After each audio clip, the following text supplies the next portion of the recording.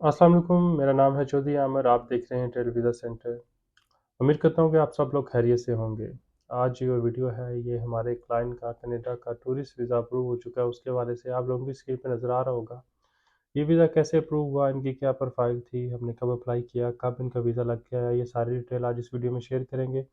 ये वीज़ा हमें नए साल के 9 तारीख को मिला था, यानी कि पिछले महीने। और ये वीडियो थोड़ी-सी हम लेट इसलिए बना रहे हैं क्योंकि टाइम नहीं मिल रहा, काम आपको पता ही है, क्योंकि लोग कनाडा का बहुत ज़्यादा एप्लीकेशंस करवा रहे हैं, उसके बाद यूके की बहुत ज़्यादा एप्लीकेशन बहुत ज़बरदस्त इशू चल रहा है। तो इस वजह से वर्कलोड ज़्यादा होने की वजह से हम वीडियोज़ काफ़ी कम बना रहे हैं इन दिनों। पर आगे आपको इंशाल्लाह हर दूसरे-तीसरे दिन एक ना एक वीडियो नज़र ज़रूर आएगी मेरे चैनल पे। और वीज़ों की सक्सेस स्टोरी के साथ-साथ मैं एक सीरीज़ शुरू कर रहा हूँ जिसमें मैं लोगों को समझाऊँगा कि बैंक स्टेटमेंट और अपने फाइनेंशियल और अपनी सारी चीज़ें, अपनी टाइज़, अपनी फैमिली टाइज़, इकोनॉमिकल टाइज़ कैसे शो करनी है आपने।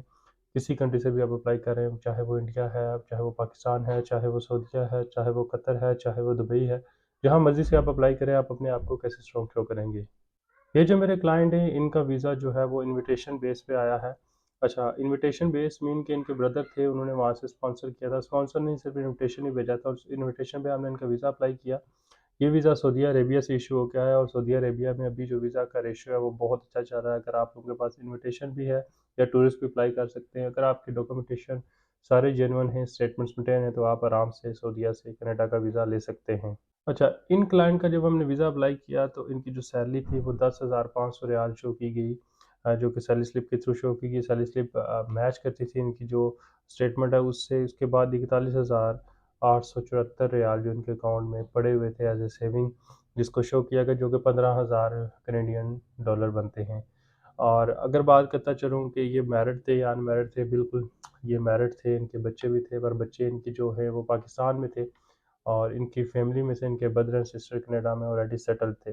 और इन्होंने टूरिस्ट वीज़ा अप्लाई किया था, विजिटिंग फैमिली वीज़ा, जो कि इनका अप्रूव हो चुका है। बात करते चलो ये कितने साल हो गए इनको सऊदी अरेबिया में। सऊदी अरेबिया में इन्हें पिछले कई साल से इनकी स्टे थी और किसी भी तरह का एनओसी नहीं लगाया। हमने जो डॉक्यूमेंट लगाए थे उसमें इनका पासपोर्ट, अकामा, उसकी ट्रांसलेशन, इनका एफआरसी, एमआरसी, बच्चों के बर्थ सर्टिफिकेट और जो स्पॉन्सर था वहाँ का बैंक स्टेटमेंट और सैलरी स्लिप, सिर्फ ये अटैच किया था और इसी पे इनका वीज़ा लगा है। इन्होंने किसी से भी एनओसी वगैरह नहीं लिया।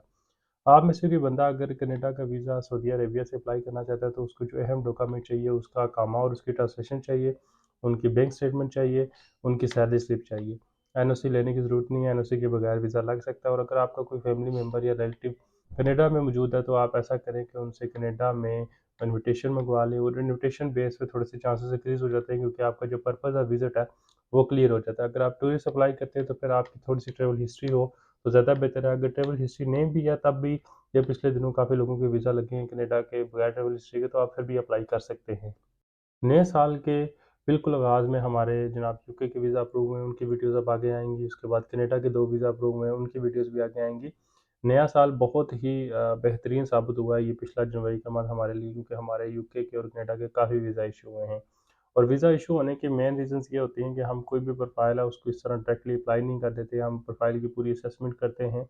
असेसमेंट करके उसकी इनकम क्या है, सैलरी क्या है, उसके टाइज़ क्या हैं, उसके जाने के रीज़न्स क्या हैं, इन सारी चीज़ों को एक्सप्लोर करके उसके बाद ही हम किसी भी कंट्री का, बेशक वो कनाडा का वीज़ा अप्लाई करें, यूके का करें, यूएसए का करें या फिर किसी यूरोप की कंट्री का वीज़ा अप्लाई करें, तब भी हम करते हैं जब उस बंदे के पेपर और ये सारी चीज़ें जेन्युइन होती हैं। कनाडा का वीज़ा पिछले साल से इस साल तक काफ़ी आसान हो चुका था और अभी थोड़ी-सी उन्होंने, मुझे जो नज़र आ रहा है कि पाकिस्तान से जैसे काफ़ी कम वीज़ा इश्यू हो रहे हैं और जैसे पहले ज़्यादा से ज़्यादा इश्यू हो रहे थे, तो वो हिसाब नहीं रहा। अब वो प्रोफ़ाइल को असेसमेंट कर रहे हैं, उन्हीं प्रोफ़ाइल पे वीज़ा दे रहे हैं जिन जो प्रोफ़ाइल एलिजिबल हैं। एलिजिबल आप तब भी हो सकते हैं जब आप फाइनेंशियली स्ट्रॉन्ग हो अपने मुल्क में। आपकी अगर बिज़नेस करते हैं तो बिज़नेस के सारे पेपर आपके पास मौजूद हों, क्योंकि ये जो वीज़ा होता है ये एविडेंस बेस्ड वीज़ा होता है। तो आपके पेपर जो डॉक्यूमेंट है वही चीज़ें प्रूव करते हैं कि आप कितने जेन्युइन हैं, कितने आप ऑथेंटिक हैं, आपको कैसे किस तरह वो असेस करेगा, क्योंकि वो आपको जानता नहीं है। अगर आपकी स्टेटमेंट अच्छी है, साउंड है, पिछले 6 माह से आपके अकाउंट में, 4 माह से आपके अकाउंट में 40 लाख है, 30 लाख है, 20 लाख है, तो वो एक चीज़ शो करती है कि आप वाक़ई में काफ़ी स्ट्रॉन्ग हैं और आप उस मुल्क जाके वहाँ पे अवश्य नहीं होंगे।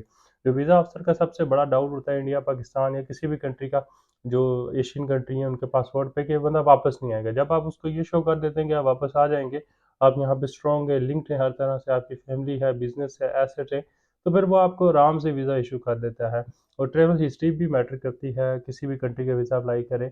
आप फॉर एग्ज़ाम्पल एक कंट्री का वीज़ा अप्लाई कर रहे हैं और आप इससे पहले किसी कंट्री नहीं गए, तो वो ये सोचने में मजबूर हो जाता है कि हमारी कंट्री में ही पहली दफ़ा क्यों आ रहा है। इसके बाद और भी चीज़ें मैटर कर रही होती हैं कि आप जब लिखते हैं कि आप इतने पैसे इस कंट्री में जाके खर्च करेंगे, तो वो देखता है कि पिछले 6 माह में इसकी जो आमदन है, वो इतनी नहीं है जितनी कि अगले 10 दिन में कनाडा में आके खर्च करने लगा है। तो ये चीज़ें भी बड़ा मैटर करती हैं, इसीलिए किसी भी एक्सपर्ट बंदे की एडवाइस लेना बहुत ज़रूरी हो जाती है। एक्सपर्ट बंदा इसलिए कहते हैं किसी प्रोफेशनल कंसल्टेंट से काम करें, क्योंकि वो आपको गाइड करता है कि आपकी प्रोफाइल में कौन-सी मिस्टेक्स हैं जिसको आपने ठीक करना है और फिर वीज़ा अप्लाई करना है।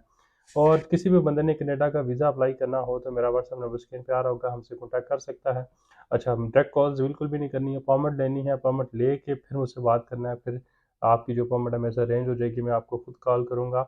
आपने अपनी प्रोफाइल मैसेज कर देनी है और अपॉइंटमेंट का टाइम आपको मेरा जो बंदा है वो दे देगा।